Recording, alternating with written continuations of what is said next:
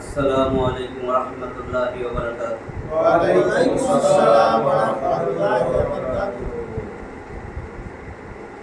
আলহামদুলিল্লাহ ইন্নাল হামদালিল্লাহ নাহমাদুহু ওয়া নাস্তাঈনুহু ওয়া নাস্তাগফিরুহু ওয়া নাউযু বিল্লাহি মিন শুরুরি আনফুসিনা ওয়া মিন সাইয়্যাতি আমালিনা।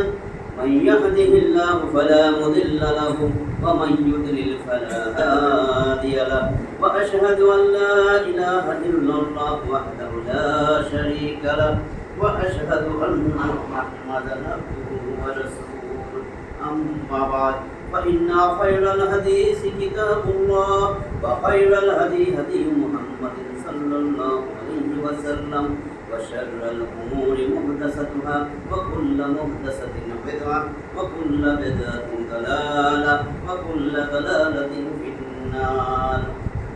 رب اشرح لي صدري ويسر لي أمري واحلل عقدة من لساني يفقهوا قولي. الحمد لله الذي هدانا لهذا وما كنا لنهتدي لولا أن هدانا الله. মুহতারাম হাজিরিন, আল্লাহর অশেষ মেহেরবানি যে আমরা নামাজের পরে আল্লাহর কোরআন থেকে কিছু কথা শোনার জন্য এই তাফসিরে আসছি। সাপ্তাহিক যে আমাদের শনি রবিবার তাফসির হয়, আমার মা বোনরাও আসছেন। এটা আল্লাহর বহুত বড় মেহেরবানি। আল্লাহ আমাদেরকে পছন্দ করছেন, আনছেন, আল্লাহর ঘরে বসাইছেন, জান্নাতের বাগানে আনছেন। আশা করা যায় দুনিয়ার জান্নাতের বাগানে যেহেতু আল্লাহ দয়া করছেন, মায়া করছেন, রহম করছেন, আসল জান্নাতে আমরা যেতে পারবো। আজকে অল্প কিছুক্ষণ তাফসিরের পরে আমার মনে এসে গুরুত্বপূর্ণ কিছু কথা, যেহেতু সামনে জিলহজ, প্রথম 10 দিন, জিলহজের 10 দিনের গুরুত্বপূর্ণ কিছু আমল আছে। আমরা যারা শুনবো নিশ্চয়ই অন্তত কিছু না কিছু আমরা মা বোনরা হোক, পুরুষ হোক, আমার ভাই বোনরা আমলে আসবে। এই জন্য ওইটার উপরে কিছু আলোচনা শেষে করব। গুরুত্বপূর্ণ, যেটা খুবই গুরুত্বপূর্ণ, আল্লাহর কাছে পছন্দ। ধারাবাহিক তাফসীর আমরা সূরা আনআম 11 নম্বর আয়াত পর্যন্ত শেষ করছি। 6 নম্বর সূরা, সূরা আনআম 165টা আয়াতের এই সূরার আমরা 11 পর্যন্ত গত শনিবার আমরা শেষ করছি। আজকে 12 নম্বর আয়াত। আউযু বিল্লাহি মিনাশ শাইতানির রাজীম। বিসমিল্লাহির রাহমানির রাহিম। قل لمن ما في السماوات والأرض قل لله كتب على نفسه الرحمة ليجمعنكم إلى يوم القيامة لا ريب فيه الذين خسروا أنفسهم وهم لا يؤمنون. এটা হলো 12 নম্বর আয়াত। আল্লাহ জানাইতেছেন, কুল, হে নবী আপনি বলেন, লিমান মা ফিস সামাওয়াতি ওয়াল আরদ, আসমান সমূহ আর জমিনে যা কিছু আছে বলো এর মালিকানা কার? লি জন্যে, আমাদের সবার জন্য লি বললে আমরা বুঝি জন্যে। আল্লাহর জন্য যদি লামজের লি আসে এটা মালিকানা বোঝায়। আল্লাহ রাসূল বলেন, কুল লিমান মা ফিস সামাওয়াতি ওয়াল আরদ, আসমান সমূহ আর জমিনে যা কিছু আছে বলো এর মালিকানা কার? কুল, হে নবী বলেন, লিল্লাহ, আল্লাহর জন্য, সব মালিকানা আল্লাহর। কাতাবা আলা নাফসিহির রাহমাহ, আল্লাহ বলেন আমি তো আমার জন্য আমার রহমত আমি লেখা ফেলেছি। আমার গজব টজব শেষ, আমি রহমত লেখা ফেলেছি। কাতাবা আলা নাফসিহির রাহমাহ, আল্লাহ তাআলা তার নিজের উপরে রহমত লেখা ফেলেছেন। অর্থ এই জন্যই ইহুদি, খ্রিস্টান, নাসারা, বেঈমানরা আল্লাহর রহমতের ছায়ায় আছে। আলহামদুলিল্লাহ সূরা আমরা পড়ি না, আলহামদুলিল্লাহি রাব্বিল আলামিন, আর রহমানির রহিম, মালিকি ইয়াউমিদ্দিন। আর রহমান, আর রহমানির রহিম। আল্লাহ বলেন আর রহমান, আমি তো আর রহমান লিদ দুনিয়া, দুনিয়ার জন্য আমি রহমান। আর রহিম লিল আখিরাত, আখিরাতে আমি হব রহিম। শুধু আমার মুমিন বান্দাদের ছাড়া কারো উপরে আর আমার দয়া থাকবে না। দুনিয়ায় আমি কাফের, মুশরিক, নাসারা আমার যে গালি দেয়, রাসূলের মারতে যায়, সবার উপরে আমি রহমত দেব। সূরা বুখারীর একটা হাদিস আছে, তাওহীদ প্রকাশনীতে পাবেন 7422 নম্বর হাদিস। কি বলছে? আন আবি হুরায়রা রাদিয়াল্লাহু তাআলা আনহু قال قال রাসূলুল্লাহ সাল্লাল্লাহু আলাইহি ওয়াসাল্লাম, আবু হুরায়রা রাদিয়াল্লাহু তাআলা আনহু বলেন, নবী করিম সাল্লাল্লাহু আলাইহি ওয়াসাল্লাম বলেন, ইন্নাল্লাহা লাম্মা কাদাল খালকা, নিশ্চয় আল্লাহ তাআলা তার সমস্ত মাখলুক সৃষ্টি শেষ করার পরে, সব শেষ, ইন্নাল্লাহা লাম্মা কাদাল খালকা কাতাবা ইনদাহু ফাওকা আরশিহি, তার কাতাবা লেখা ফেলছেন, ইনদাহু তার কাছে, ফাওকা আরশিহি তার আরশের উপরে আল্লাহ লেখা ফেলছেন, লেখা রাখছেন, লেখা ফেলছেন। কি লিখছেন? ইন্না রাহমাতি সাবাকাত গাদাবি, নিশ্চয়ই আমার রহমত, আমার ক্রোধ, আমার গজব থেকে আগায় গেছে। নিশ্চয়ই আমার রহমত অনেক অনেক অনেক আগায় গেছে আমার ক্রোধ, আমার রাগ, গোসা, আমার গজব থেকে। এই জন্য আল্লাহর গজব পড়ে না। দেখছেন ফিলিস্তিনে কি করছে মুসলিমে, ওগুলারও আল্লাহ সুযোগ দিয়ে রাখছে। তো এইখানে ওইটাই বলতেছেন, কাতাবা আলা নাফসিহির রাহমা, আমি আমার নফসের উপরে, আমি আমার নিজের উপরে রহমতকে লেখা রাখছি।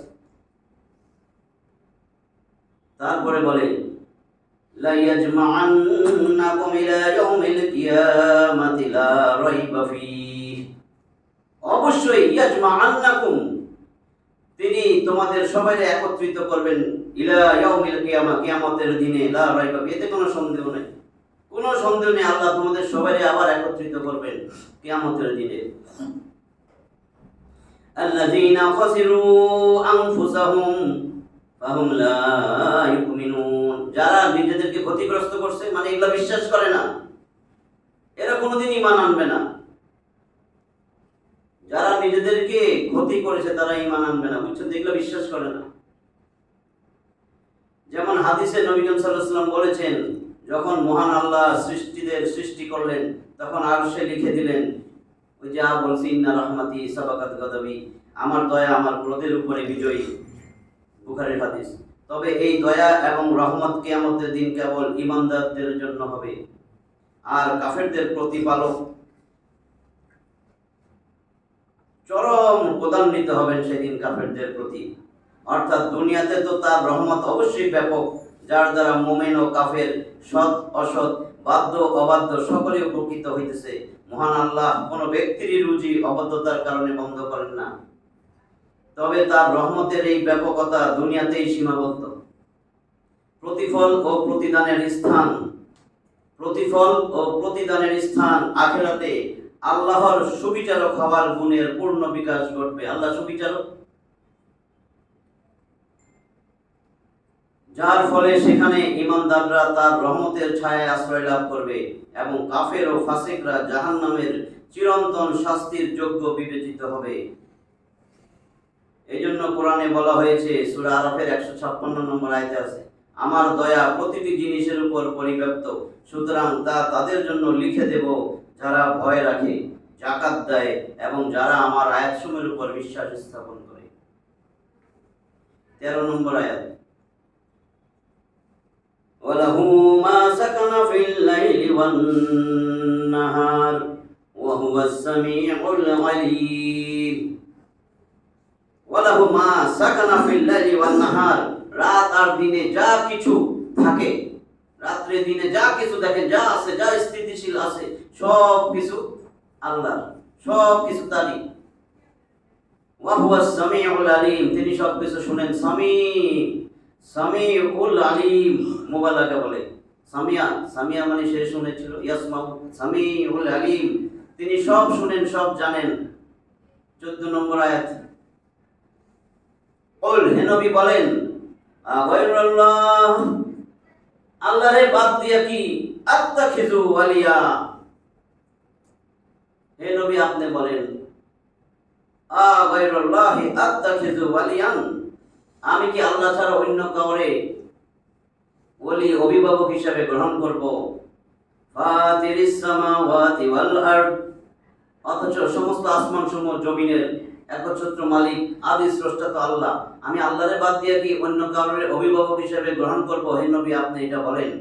قل أغير الله أتخذ وليا فاطر السماوات والأرض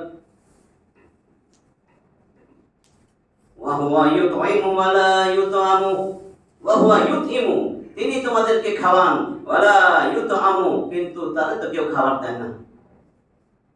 আল্লাহ কেউ খাবার দেয় মাজুল ওয়ালা ইউতআমু তিনি আহার দেন, তাকে আহার দেওয়া হয় না। কুল হে নবী বলেন ইন্নী উমিরতু আমি আদিষ্ট হয়েছি। হে নবী আপনি কোন আমার তো আদেশ করা হয়েছে আন আকুনা আউওয়ালা মান আসলামা যারা মুসলিম হবে আল্লাহর কাছে আত্মসমর্পণ করবে, হে নবী আপনি বলেন আমি তাদের মধ্যে সর্বপ্রথম হব, আমি হব সর্বপ্রথম।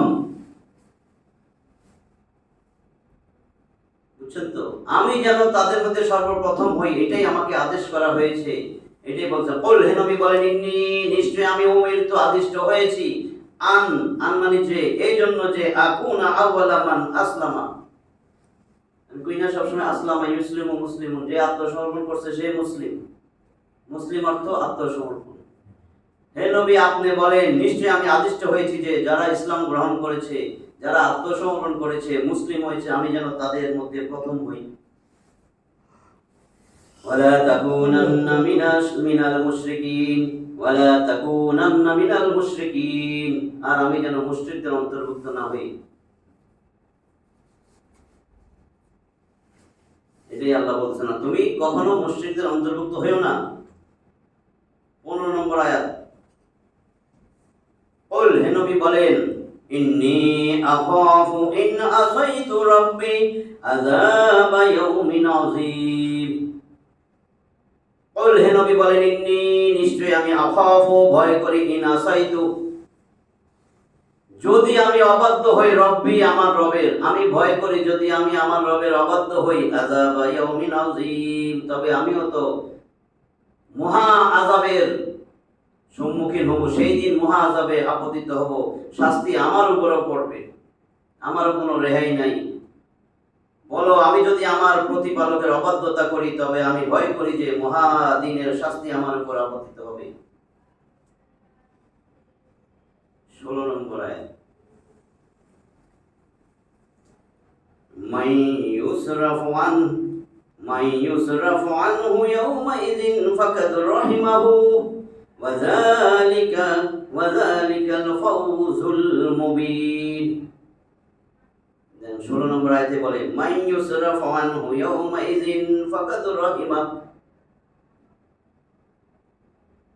যে রেহাই পেল আনহু এই যে একটু আগে বলছে আমি যদি আমার রবের অবাধ্যতা হই তাহলে আমিও সেই মহা আযাবে গ্রেফতার হয়ে যাব। এরপরে বলছেন মান ইউসরাফু আনহু যে সেই আযাব থেকে রেহাই পাইল, আযাব গজব থেকে যে রেহাই পাইল ইয়াউমাইযিন সেই দিন যে রেহাই পাবে ফাকাদ রাহিমাহু হু মানে আল্লাহ, সে তো আল্লাহর রহমতের ছায়ায় পড়ে গেল, সে তো আল্লাহর রহমতে আল্লাহ তাদের প্রতি অনুগ্রহ করবেন যে রেহাই পেয়ে গেল, এটা আল্লাহর অনুগ্রহ। ওয়া যালিকাল ফাওজুল মুবিন আর এটাই হলো সুস্পষ্ট সফলতা। এই যে আল্লাহর আযাব গজব থেকে যে রেহাই পাইল এটা আল্লাহর রহমত ছাড়া কেউ কারো আমল দিয়া জান্নাতে যাইতে পারবে না। সাহাবীরা বলছিল হে আল্লাহর রাসূল আপনিও না কয় না, রহমত আল্লাহর রহমত, সেজন্য রহমতের আশা করা, অহংকার গর্ব আমলের উপরে না করা, এটাই বলছে ওয়াযালিকাল ফাওজুল মুবিন এটাই সুস্পষ্ট সফলতা। 3 নম্বর সূরা আল ইমরানে গেছে 185 নম্বর আয়াত আল ইমরানের পরিবার ফামান যুহজিহা আনিন নারি ওয়া উদখিলাল জান্নাতা ফাকাদ ফাজ আছে না? ফামান যুহজিহা আনিন নার অতঃপর যাকে জাহান্নামের আগুন থেকে বাঁচাইয়া দেওয়া হবে ওয়া উদখিলাল জান্নাহ এবং জান্নাতে প্রবেশ করানো হবে ফাকাদ ফাজ সেই প্রকৃত সফল। তার মানে দুনিয়ায় আমরা যত পোস্ট পজিশন ডিগ্রি প্রধানমন্ত্রী ওই মন্ত্রী বাদশাহ প্রেসিডেন্ট দেখি এর মধ্যে সফলতা নাই। আল্লাহ কয় নাই, আল্লাহ কয় সেই দিন আমি যারে জাহান্নাম থেকে বাঁচাইয়া জান্নাত দিব সেই প্রকৃত সফল। তাহলে আল্লাহটা সবচেয়ে সঠিক না? প্রকৃত সফলতা আমরা যা দেখি এগুলা কিন্তু চোখের দেখা, এগুলা কিন্তু সফলতার চাবিকাঠি না। সফলতা হলো চিরস্থায়ী সফলতা, যেটা ক্ষণস্থায়ী সফলতা, কেউ আজকে প্রধানমন্ত্রী পরের দিন জারুর বাড়ি, তাই না? তো এটা তো সফলতা না। 17 নম্বর আয়াত, এই 17 নম্বর আয়াতটা আমাদের যারা যারা পারি, মা বোনরা বেশি পুরুষের থেকে আগে গেছে, আমি যতটুকু তথ্য পাই। এটা যে পড়বে, যে এটা মুখস্থ করতে পারবে। আপনার একটা ঘটনা বলি, এক লোক পিজি হাসপাতাল গেছে, তার ক্যান্সার, তারপরে গেছে সিঙ্গাপুর, ইন্ডিয়া, তার ক্যান্সার, সব জায়গায় ক্যান্সারই। সব আশা ভরসা সাইডা দিতে পারে না, যে না আল্লাহ আল্লাহ করে। তারে এক আলেম এইটা বাতলাই দিছে, এটা ইউটিউব থেকে আমার পাওয়া। এক বড় আলেম তারে বলছে, আপনি এই দোয়াটা করেন, এই আমল করেন। এই আমল করতে করতে করতে করতে করতে করতে মনে হয় 9 মাস 10 মাস, এরপরে রিপোর্ট যেখানেই টেস্ট করে সেখানেই দেয় নেগেটিভ নেগেটিভ নেগেটিভ। তো সবার ধারণা হয়েছিল আগে কি রিপোর্ট ভুল হয়েছিল, আগে রিপোর্ট না, কেমনে ভুল হয় ভিজিটটা, কেমনে ভুল হয় সিঙ্গাপুরেরটা, কেমনে ভুল হয় চেন্নাইটা, কেমনে ভুল হয়, এই সেই দোয়া। তো আমাদেরও তো অসুখ বিসুখ আছে, সামান্য মাথা ব্যথা হোক না কেন, দোয়া করি না কেন। 17 নম্বর আয়াত, সূরা আরাফ, সূরা আনামের 17 নম্বর আয়াত, সেই আয়াত পড়তেছি। وَإِنْ يَمْسَسْكَ اللَّهُ بِضُرٍّ فَلَا كَاشِفَ لَهُ إِلَّا هُوَ وَإِنْ يَمْسَسْكَ بِخَيْرٍ فَهُوَ عَلَى كُلِّ شَيْءٍ قَدِيرٌ। ওয়া এবং ইন, যদি, ইয়ারে ধরছে এই জন্য বলছি ইয়ামসাসকা। আমরা তো এখনো আসিনি, একটা ক্লাসে তো গেছে, ইয়ার মালুন, তার মানে র আল্লাম বাদে ইয়া, ইয়াউমুন, ইয়া ওয়াও মিম নুন, এই চারটা ঈদগমে বা গুন্না, তাসদীদ দিয়ে মিলাইয়া গুন্না ফেরা পড়তে হয়। ওই জন্য নুন জারে দেয়া ই, নুন সাকিন বাদ দিয়া ইয়ার উপরে তাসদীদ দিয়া পড়তেছে, হামজাটা দেয়া ইয়ারে ধরছে। ওয়া ইয়ামসাসকাল্লাহ, আল্লাহ তাআলা যদি তোমাকে স্পর্শ করেন, বিদুররিন, কোন অনিষ্ট দিয়া, ফালা কাশিফা লাহু, তাহলে কোনো অপসারণকারী নাই, ইল্লা হুয়া, সে আল্লাহ ছাড়া। তিনি ছাড়া আর কেউ আরোগ্য করতে পারবেন না। যা দেয়, তোমারে করোনায় ধরছে, আল্লাহ করোনা পাঠাইছে তোমারে ধরতে, তোমার পাশে আরেকজনকে তো ধরে নেই, তাই না? তোমার ক্যান্সার হয়েছে, তুমি সিগারেট খাইছো খাইছো ক্যান্সার হয় নাই, আরেকজনের কোনোদিন সিগারেট খায়নি, হের লাংসে ক্যান্সার হয়েছে, তো হেরে ধরছে। এগুলো তো আল্লাহ লেখা রাখছেন, আল্লাহ দিচ্ছেন, তুমি চাইলে তো শেফা পাইতা, এগুলো তো দিয়ে দিছে। যে গোটা কোরআন তোমার জীবন ব্যবস্থা। জীবন ব্যবস্থা বলতে কি, আপনার সারা শরীর, আপনার সারা সব সব টপ টু বটম আপনি এই সব দিয়ে দিচ্ছে। তো জীবন ব্যবস্থা মানে জীবনের ব্যবস্থা, আপনার তো এটা জীবন ব্যবস্থা, আপনি তো খোঁজেন নাই। আল্লাহ বলেন, ওয়াইন ইয়ামসাসকাল্লাহু বিদুররিন ফালা কাশিফা লাহু ইল্লা হুয়া, যদি আল্লাহ কারোরে কোনো অকল্যাণ দিয়ে স্পষ্ট করে, কোনো অসুখ বিসুখ দেন, সেটা সারানো কারো ক্ষতি কারো সম্ভব না আল্লাহ ছাড়া। তো আল্লাহরে একবারও কইলা না বিশেষজ্ঞ ডাক্তার খুঁজুন, তোমার তো দায়িত্ব ছিল ডাক্তার খুঁজবা, পরে আগে আল্লাহরে কইবা, তারপর না ডাক্তারের কাছে যাইবা। ঘোড়ারে ডিঙ্গে ঘাস খেলি। তারপরে বলছে, ওয়া ইন ইয়ামসাসকা বিখাইরিন ফাহুয়া আলা কুল্লি শাইইন কাদির, আর যদি আল্লাহ কোনো কল্যাণ দিয়া তোমার স্পর্শ করে, তিনি হলেন সর্বময় ক্ষমতার অধিকারী, সবকিছু তার উপর ক্ষমতাবান, কল্যাণ দিলে তিনি দিবেন। অর্থাৎ ইষ্টানিষ্টের মালিক, ভালো ক্ষতির মালিকারী, ইষ্টানিষ্ট একসাথে লিখছি, এর মালিক এবং সারা জাহানের সর্বপ্রকারের কর্তৃত্বকারী কেবল আল্লাহই। তার বিচার ফয়সালাকে খণ্ডাবার মতন কেউ নাই, তার বিচার ফয়সালা খণ্ডানোর মতন কেউ নাই। একটা হাদিসে এই বিষয়টাকে এইভাবে বর্ণনা করা হয়েছে যে, হে আল্লাহ, তুমি যা দান করো তা কেউ রোধ করতে পারে না, আর তুমি যা রোধ করো তা কেউ দিতে পারে না, আর ধনীদের ধন তোমার আযাব থেকে বাঁচাতে কোনো উপকারে আসবে না। বুখারীর হাদিস, মুসলিমের হাদিস। নবী করিম সাল্লাল্লাহু আলাইহি ওয়াসাল্লাম প্রত্যেক ফরজ নামাজের পর এই দোয়া পাঠ করতেন। আমাদেরও বলা হয়েছে প্রত্যেক ফরজের পর এই দোয়াটা 3 বার করে পড়তে। এটা হলো 17 নম্বর আয়াত গেল। 18, ওয়া হুয়াল কাহিরু ফাওকা ইবাদিহি ওয়া হুয়াল হাকীমুল খাবীর। ওয়া হুয়াল হাকীমুল খাবীর, মুবালাগা। মানে হাকিম, হিকমতে পরিপূর্ণ, প্রজ্ঞাময়, খবীর, সব খবর যিনি জানেন, সব খবরাখবর রাখেন। ওয়াহুয়াল কাহিরু ফাওকা ইবাদিহি, ফাওকা মানে উপরে, আর তিনি তার বান্দাদের উপর ক্ষমতাবান। তিনি সব খবরাখবর রাখেন, তিনি হিকমতে পরিপূর্ণ, প্রজ্ঞাময়। সমস্ত মস্তক তার সামনে অবনত, বড় বড় দুর্দর্শ তার সামনে অক্ষম। তিনি সবকিছুর উপর বিজয়ী এবং সারা সৃষ্টি তার অনুগত।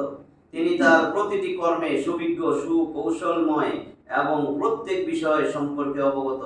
অতএব তিনি ভালোভাবেই জানেন যে কে তার অনুগ্রহ ও পুরস্কার পাওয়ার যোগ্য এবং কে অযোগ্য। 19 নম্বর আয়াত। কুল, হে নবী বলেন, আইয়ু শাইইন আকবারু শাহাদা,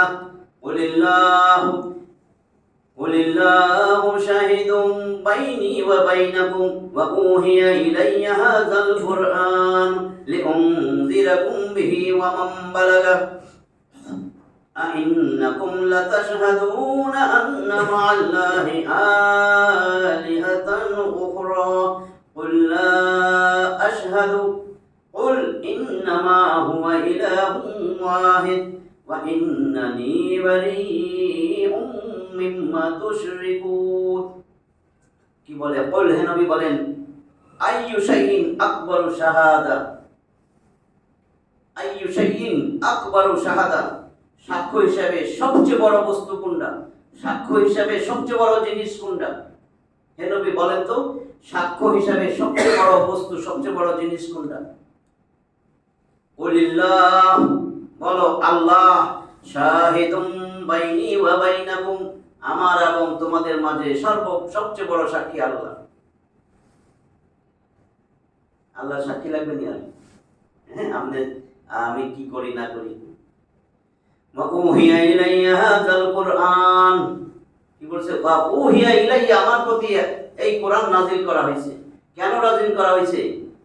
লিউনযিরাকুম বিহি ওয়া মান বালাগা, যাতে আমি এই কোরআন দিয়া তোমাদেরকে এবং যার কাছে কোরআন পৌঁছাইছে তাদেরকে আমি সতর্ক করতে পারি। আমার কাছে পৌঁছে নাই।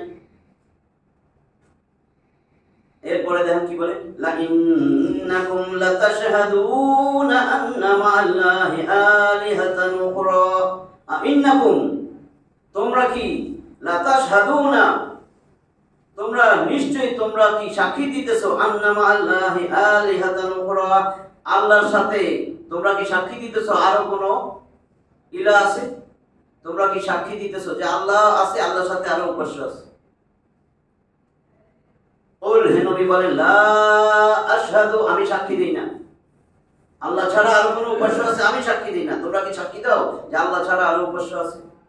কুল, হে নবী বলেন, ইন্নামা হুয়া ইলাহুন ওয়াহিদ, প্রকৃতপক্ষে, ইনডিড, ভেরিলি, ট্রুলি, সার্টেনলি, একমাত্র আল্লাহই হচ্ছে একমাত্র ইলাহ।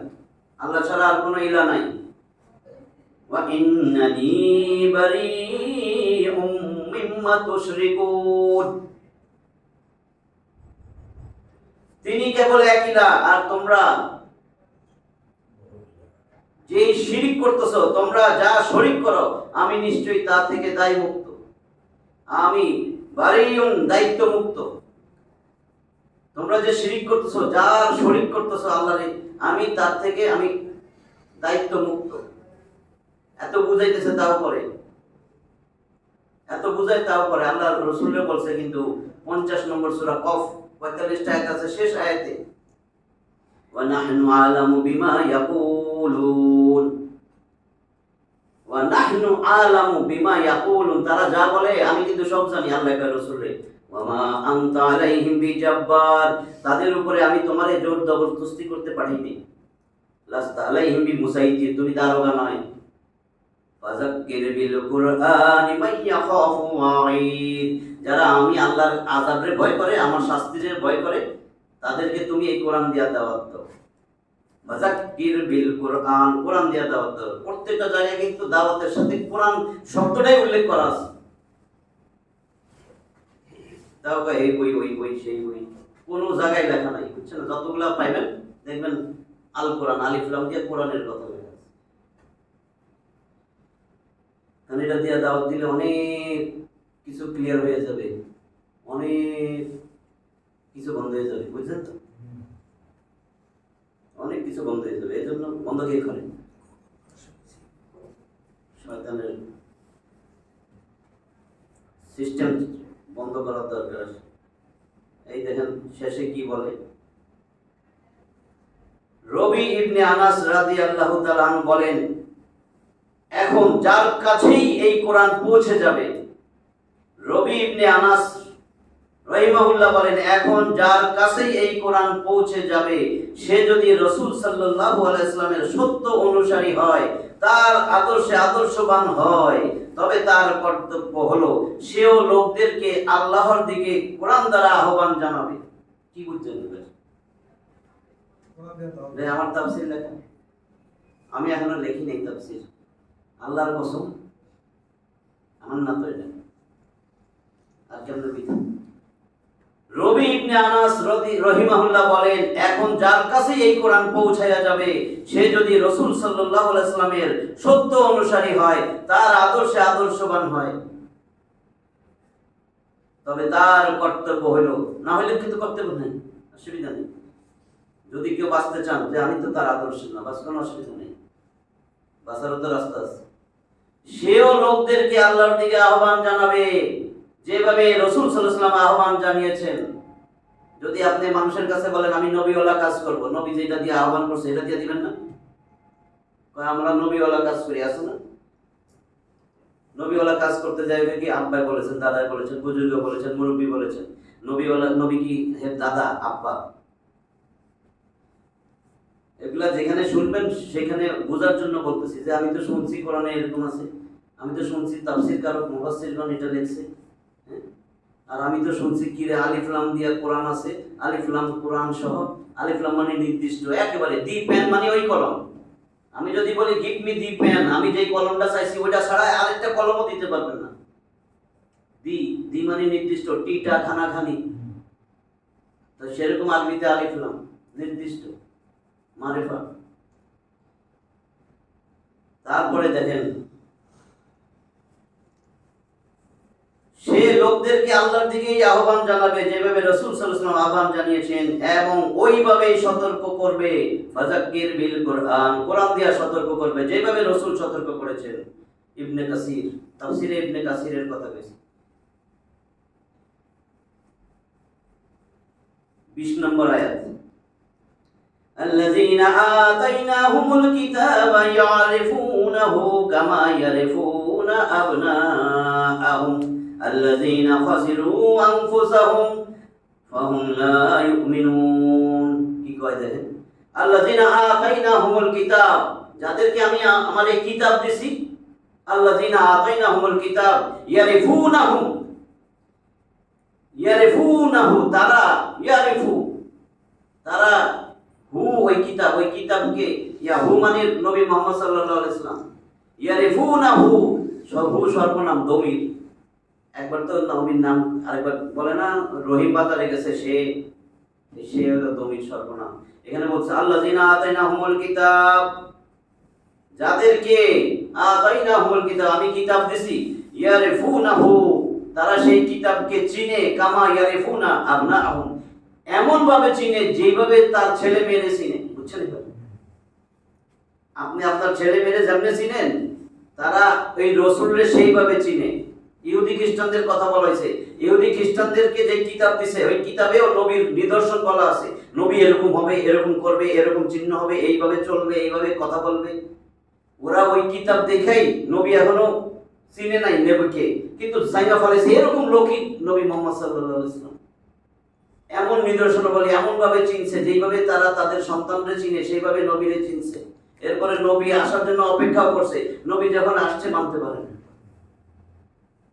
বলছে এরা ক্ষতিগ্রস্ত, এরা নিজেরা নিজেদেরকে ক্ষতির মধ্যে ফেলাইছে।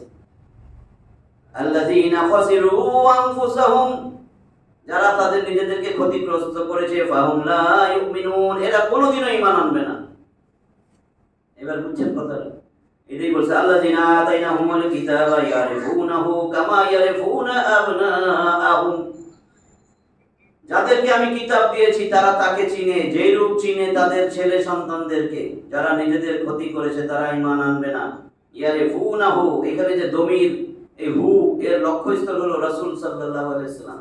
অর্থাৎ কিতাবদারীরা রাসূল সাল্লাল্লাহু আলাইহি ওয়াসাল্লামকে ওইভাবেই চিনতো যেভাবে তারা তাদের ছেলেদেরকে চিনতো। কারণ রাসূল সাল্লাল্লাহু আলাইহি ওয়াসাল্লামের নিদর্শনাবলী এবং তার পরিচয় তাদের কিতাবগুলোতে বর্ণনা করা হয়েছিল, এবং এই নিদর্শনাবলীর কারণে তারা তার অপেক্ষাতেও ছিল যে আসলেই তার অনুসারী হয়ে যাবে, অপেক্ষাও করছে। তাই এখন তাদের মধ্যে যারা ঈমান আনে না তারা বড়ই ক্ষতির মধ্যে রয়েছে, কেননা তারা জানা সত্ত্বেও অস্বীকার করেছে।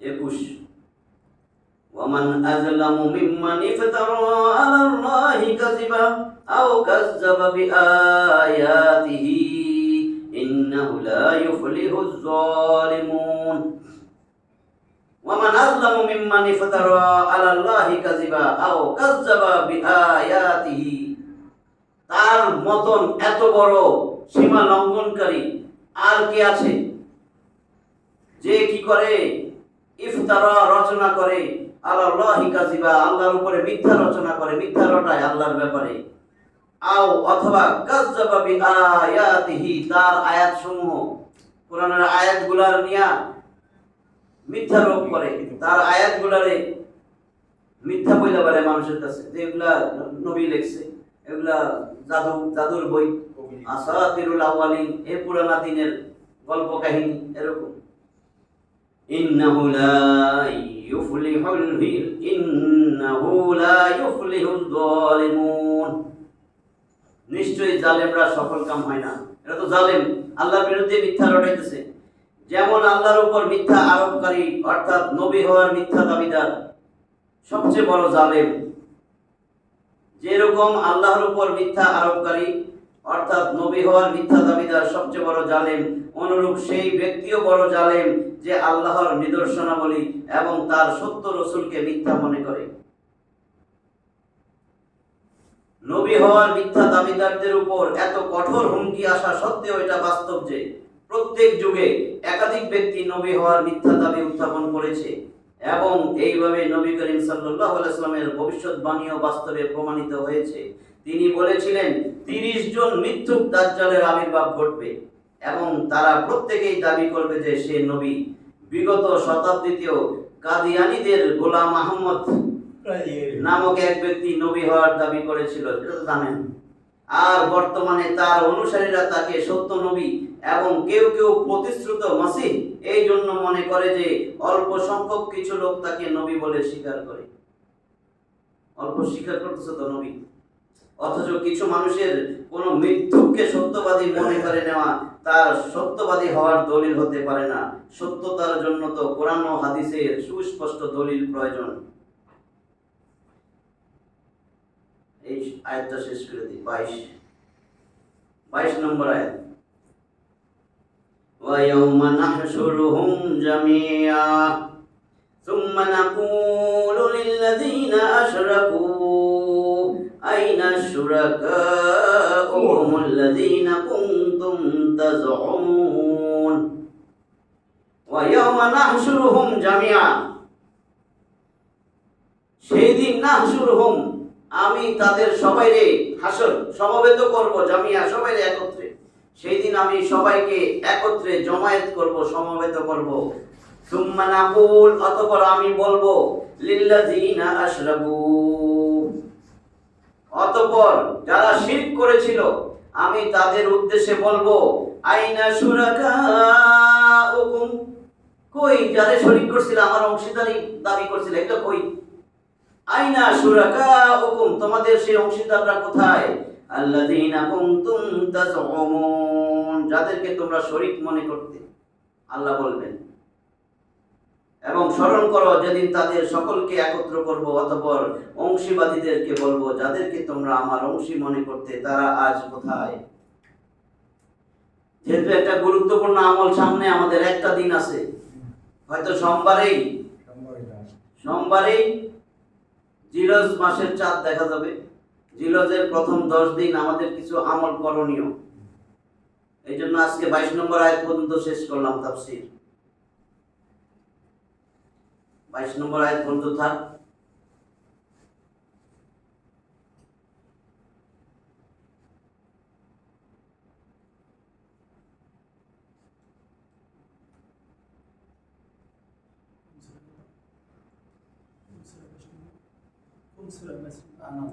সূরা আনামের 22 নম্বর আয়াত পর্যন্ত।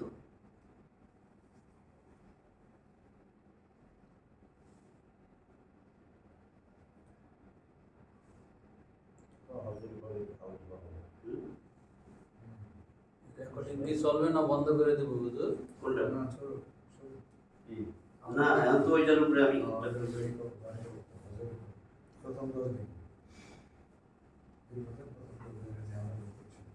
প্রথম এখন যেটা আমি বলতেছি এটা হলো আমাদের নিজেদের আমল, আল্লাহর কাছে কিভাবে আরো বেশি নেক আমল জোগাড় করা যায়, সেই জন্য আমাদের সামনে হয়তো একটা দিন আছে। এরপরেই একেবারে বছরের শেষ যে মাস, হিজরি মাসও জিলহজ মাস, জিলহজ মাসের প্রথম 10 দিন, এটা আল্লাহর কাছে অত্যন্ত দামি, অত্যন্ত দামি। এই জন্য আল্লাহ শপথ করছেন। আমাদের শপথ আর আল্লাহর শপথের মধ্যে পার্থক্য আছে। আমাদের জন্য শপথ করতে হবে একমাত্র আল্লাহর নাম নিয়ে, এছাড়া বাকি ছেলের মাথায় হাত দিয়ে কয় না, ছেলের কসম, কাঠের কসম, মাটির কসম, এগুলা কিন্তু বলা যাবে না, এগুলা কোনোভাবেই বলা যাবে না। তাইলে একমাত্র আমরা যে কসম করি এটার উদ্দেশ্য কি? যার কাছে কথা বলতেছি বা প্রেজেন্ট করতেছি সে যেন বিশ্বাস করে, কিন্তু আল্লাহর কসম সেটা না। আল্লাহ যে কসম করেন, আল্লাহ তার সৃষ্টি যে কোনো জিনিস নিয়ে কসম করতে পারেন। আল্লাহর কসম হলো ওই যে জিনিসের কসম করেছেন ওটা অত্যন্ত দামি, অত্যন্ত গুরুত্বপূর্ণ, এই জন্য আল্লাহ কসম করেন। তা আল্লাহ কোরআনে 89 নম্বর সূরা ফজর 30টা আয়াত আছে, তার মধ্যে যেটা 2 আর 3 নম্বর আয়াত, আল্লাহ সেখানে 2, 3 ছোট্ট ছোট্ট ছোট্ট আয়াত, আল্লাহ সেখানে কসম করছেন ওয়ালায়ালিন আশর,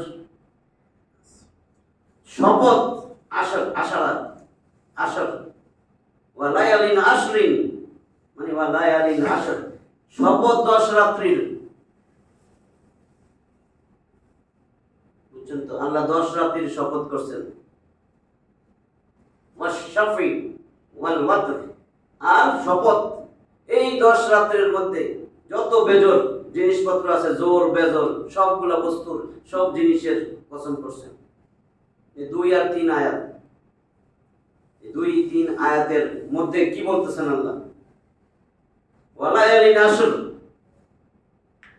আর ওয়াশফি ওয়াল ওয়াতর, এই যে আপনার 10টা রাত, এই 10 রাতের কসম করছেন। বিভিন্ন সমস্ত মুফাসসির, তাফসীরে ইবনে কাসিরও আছে, অন্যান্য মুফাসসিরও বলছেন এই 10 রাত হলো জিলহজ মাসের প্রথম 10টা রাত, প্রথম 10 দিন 10 রাত, এই যে 10টা, এই 10 রাত এত মূল্যবান, এত মূল্যবান যে সারা বছর সবচেয়ে দামি মাস হচ্ছে রমজান মাস, আর সারা বছর 365 দিনের মধ্যে সবচেয়ে দামি এই 10টা দিন। এই 10 দিন এত দামি কেন? কোন মুফাসসির কইছেন এই 10 রাত হলো ওই যে রমজান মাসের শেষ 10 রাত, কিন্তু সবাই বলতেছে না, প্রথমটাই, এতক্ষণ যা বলছি জিলহজ মাসের প্রথম 10, এটাই সবচেয়ে বেশি খাঁটি। কেন? কারণ মানুষের যত রকমের আমল আছে, যত রকমের ইবাদত আছে, ঈমান, আমল, কালেমা, নামাজ, রোজা, হজ, যাকাত, সব আমলের সমারোহ এই 10 দিনের মধ্যে।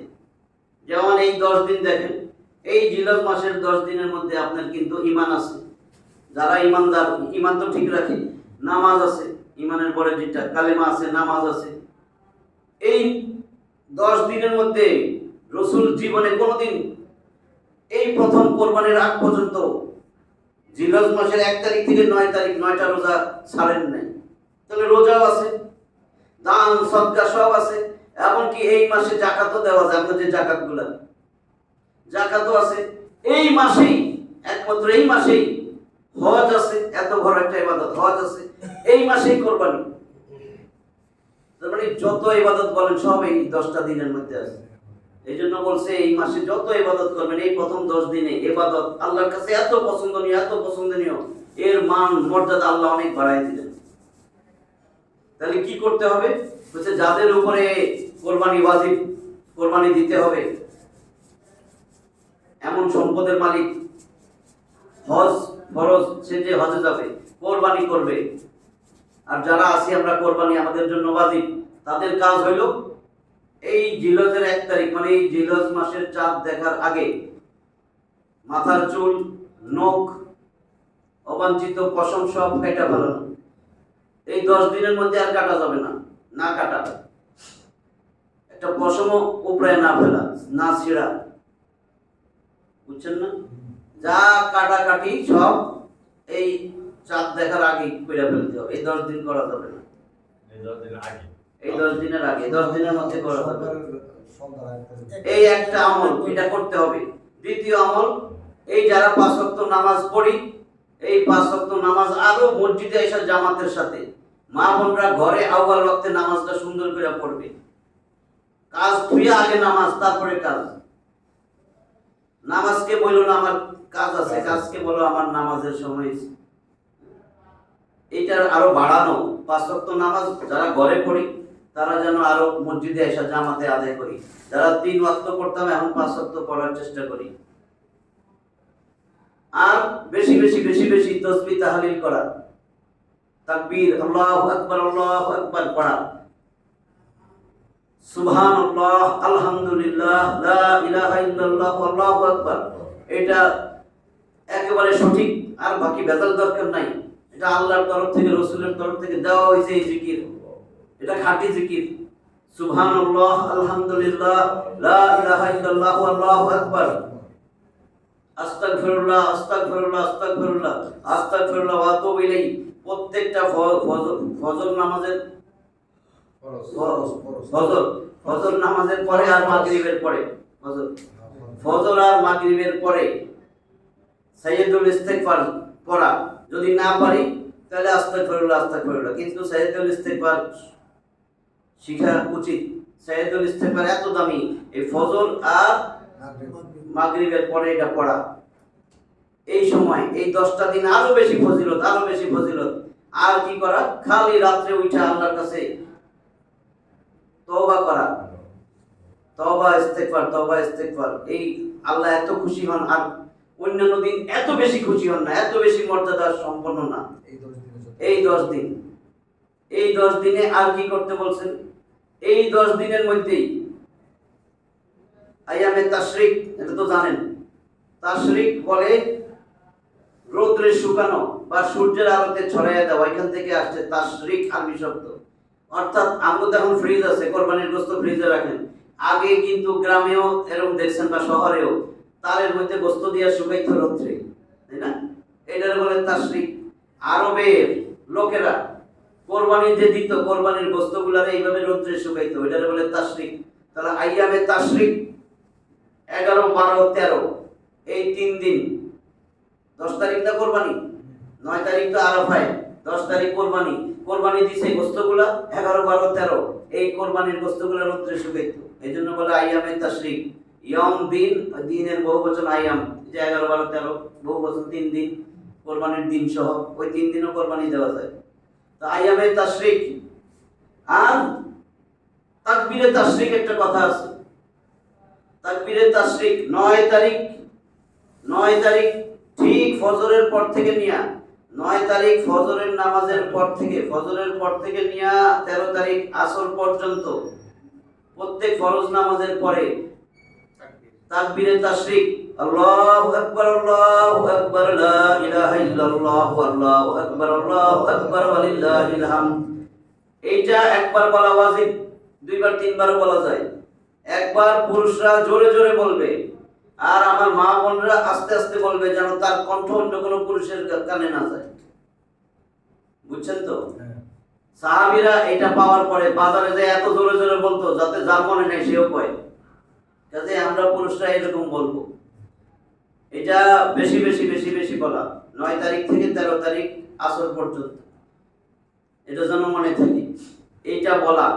তারপরে একদম 1 তারিখ, জিলহজের 1 তারিখ থেকে নিয়ে 9টা রোজা যদি রাখতে পারি নফল ভালো। 10 তারিখ তো ঈদ, 10 তারিখ তো কোরবানি, ঈদুল আজহা না, তাহলে রোজা রাখতে হবে 9টা। নাইলে অন্তত আরাফার দিনের রোজা, রসুল বলেছেন, রসুলের হাদিস, আরাফার দিনের রোজা যদি কেউ রাখে তার বিগত 1 বছরের গুনাহ আর সামনের 1 বছরের গুনাহ পুরো মাফ। তাহলে এখন অনেকের মাথায় প্রশ্ন, আরে সৌদি আরবে তো আরাফার দিন হলো 9 তারিখ, তাই না? আরাফার দিন 9 তারিখ, তো ওই দিন রোজা রাখি, আমি সৌদি আরবের লগে মিলে আর রোজা রাখবো, নবী বলতেছেন, জানাইও দিছেন, এটা নিজের মন করা হবে না। যে দেশের যেই রকম, যেই দেশে আমি আছি সেই দেশের সময় অনুযায়ী, সেই দেশের 9 জিলহজ, সেই দেশের 9 জিলহজ হবে আরাফার দিন। আমার 9 তারিখ যেটা, আমার 9 তারিখ আমার জিলহজ, আমার 9 তারিখ। এই জন্য বলছে যদি আপনি সৌদি আরবের সাথে রোজা রাখতে মন চায় তাহলে আপনি 8 আর 9 2 দিন রাখেন, তাহলে সৌদি আরবের লোকেও পড়ে গেল, বুঝছেন না? আপনি যদি 8 তারিখ রোজা রাখেন, এটা তো আরাফার 9 তারিখ সৌদি আরবের, আর আপনি 9 তারিখ 9 2টা রাখেন, তাহলে তো হয়ে গেল। আপনি সৌদি আরবেরটা হইলো, নিজেরটা হইলো, 2টা রাখেন, নেক তো আল্লাহ দিব, আরো বেশি দিব। ভেজাল খোঁজার তো দরকার নাই, 2টা রোজা রাখেন। এই জন্য আমরা 2টা রোজা অন্তত রাখার চেষ্টা করব। নবী তো 9টাই রাখতেন, ছাড়েন নাই। নবী অনেকগুলো আমল কোনোদিন ছাড়েন নাই, ইতিকাফ কোনোদিন ছাড়েন নাই, জীবনে একটা সিচুয়েশন পরে 2টা করছে। ইতিকাফ শেষ 10 দিন। নবীর অনুসারী যদি হই তা আমরা যা রাখা উচিত না? নবীর অনুসারী হই, নবী কোনোদিন ফজরের 2 রাকাত সুন্নাত ছাড়েন নাই, কোনোদিন ছাড়েন নাই। কাজে আমিও কোনোদিন ছাড়বো না। অনেকে আছে না, কয়েকদিন থাকে আমি সময় গেছে কন্ট্রোল নাই, ওইটা কি করবো? ওইটা পড়ে নিবেন, আমি পড়ে নিই, কারো কথা শুনি না, নবীরটা শুনি। সাথে সাথে হ্যাঁ, কারটা শুনবেন আপনি, সাথে সাথে করে না। আমি পড়ে তারপরে পড়ি। যদি দেখি যে না এটা পারবো না, নামাজ শেষ হয়ে তো পরে পড়ে নিই। আমি কেন আবার, আমি আমারটা বলছি, আমি কেন আবার তোমার সূর্য উঠবে তারপরে কাজা করবো? আমার তো সময় আছে, আমার সময় আছে না? এটা বোঝা গেছে কিভাবে আমরা ইবাদতে কাটাবো। তারপরে কোরবানির কথা বলা হয়েছে, যার কোরবানি ওয়াজিব সেজন্য গরু কোরবানি দেখ, উট দেখ, দুম্বা দেখ, এটাই দেখ। এত ফজিলত যদি একটা গরু কোরবানি দেন, গরুর যত পশম আছে সেই পশম পরিমাণ নেক আপনারে আল্লাহ দিয়ে দিবে।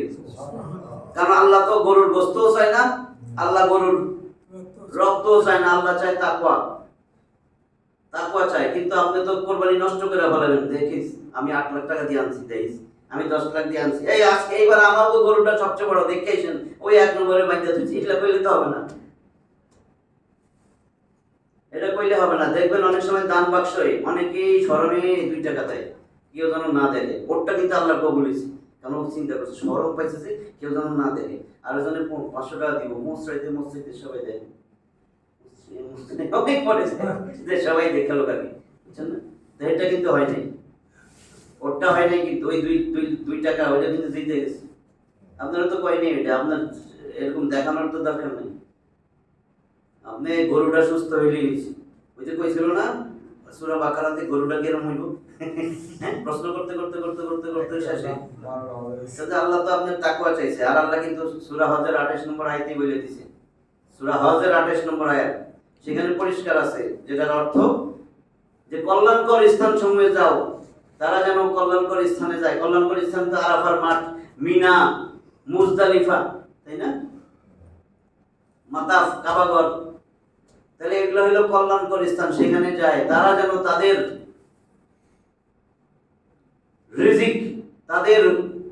রিজিক যে দিয়ে দিছি পশুর মধ্যে, সেই পশু আমি আল্লাহর নামে যেন কোরবানি করে আমি আল্লাহ কিছু খাম না, সে যেন গোস্ত খায়, সে যেন পাড়া প্রতিবেশী গরিব আত্মীয় স্বজনের মধ্যে দেয়, সে যেন অভাবগ্রস্তদেরও খাওয়ায়। ফ্রিজে রেখে দিয়ে পরের বস্তু বন্ধ খাইলে খান, এটা কয় নাই, মানা করে নাই, কিন্তু দিয়া খাইলে তো ভালো, বরং না রাখাই ভালো। বাক্যটা দিয়ে দেন, আপনি তো প্রতি মাসেই খাইতেছেন।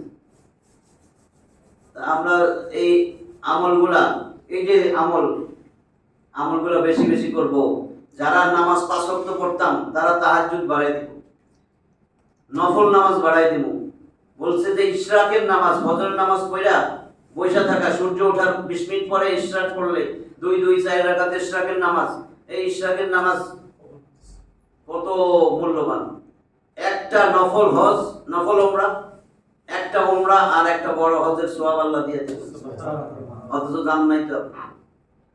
তারপরে বলছে, তারপরে 10টা 11টার দিকে চাষতের নামাজ 2 রাকাত পড়লেন, আপনার সমস্ত শরীরের যত জয়েন্ট আছে এগুলার লক আদায় হয়ে গেল। তাহলে না আল্লাহ ভালো রাখবো, আল্লাহকে দ্বারা আমি একটু গ্রিস ট্রেস দেবো, তুই যদি একটু চাষতের নামাজ পড়াস, জীবনে একবারও পড়লি না রে তুই, 10টা 11টায় তুই কি করস, তুই যে এখানে ক্ষেত্রে পেপার পড়াস, ওইখানে যে আড্ডা মারস, তুই একটু 2 রাকাত পড়লে তো তোর আমি জয়েন্ট গুলা ঠিক রাখতাম। তুই যদি নফল নামাজ পড়তি, আমার কাছে কান্নাকাটি করতি, একটু তওবা করতি, আমি তো সব গুনাহ মাফ করে দিতাম। কাজেই এই ইবাদতগুলো আমরা বাড়াই দেব, অন্তত আরাফার রোজাটা যেন রাখি। আর যা কাটার, চুল কাটা, নখ কাটা, যা কাটার আমরা আজকে কালকের মধ্যে শেষ করি, কারণ ওই 10 দিন না করতে বলা হয়েছে।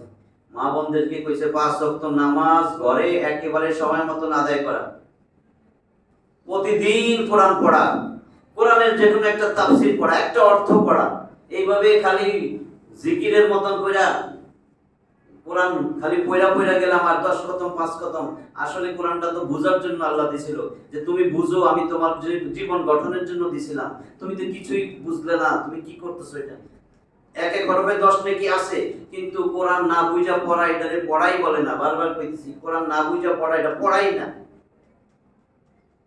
আপনারা সওয়াব দিয়ে দিবে, কিন্তু আপনার তো অনেক সুযোগ আছে, আপনি সব বুঝেন, এটা না বুঝা যাবেন কেন? এটা তো আল্লাহ দিয়েছে, আপনার আল্লাহর কি কথাবার্তা, আল্লাহ কেমনে আপনারে থাকতে বলছে, কেমনে কেমনে জীবন গঠন করবেন, সমাজ গঠন করবেন, এটা আল্লাহ বুঝাইছে। যদি সেটা আমরা ছেড়ে দিই তো কেমনে হবে?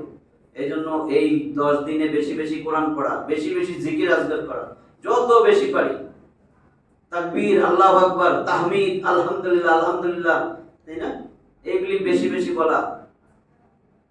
আল্লাহ আমাদেরকে এই আমলগুলা করার তৌফিক দান করেন, আমিন। আল্লাহ যেন আমরা সবাই দিল যেন ঘুরাইয়া দেন, যে আল্লাহর এই 10টা দিন যেন পুরো কাজে লাগাই, যত ব্যবসা বাণিজ্য যেখানেই থাকি। নাহলে দেখা যাবে কিন্তু রোজায় কিন্তু অনেক পরিবেশ সুন্দর হয়, অনেকেই রোজা রাখে, অনেকেই নামাজে আসে, মসজিদ ভরে যায়, কিন্তু এই 10 দিনের খবর নাই।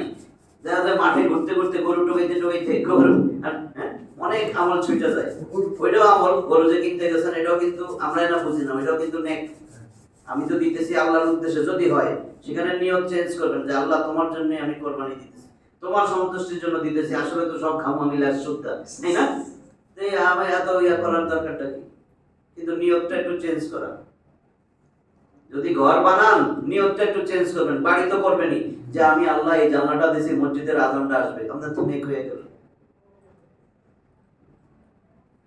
আল্লাহ আমাদেরকে নেক আমল বেশি বেশি বাড়ানোর তৌফিক দান করেন, আমিন। আর কোরআন সুন্নাহর উপরে চলার তৌফিক দান করেন। আমিন। বেশি বেশি বেশি বেশি কোরআনের প্রতি দিলের আকর্ষণ যাতে আমরা বাড়াইতে পারি, সেই তৌফিক যেন আল্লাহ দান করেন। ওয়া মা তৌফিকি ইল্লা বিল্লাহ, আলাইহি তাওয়াক্কালতু ওয়া ইলাইহি উনীব। ওয়া আখিরু দাওয়ানা।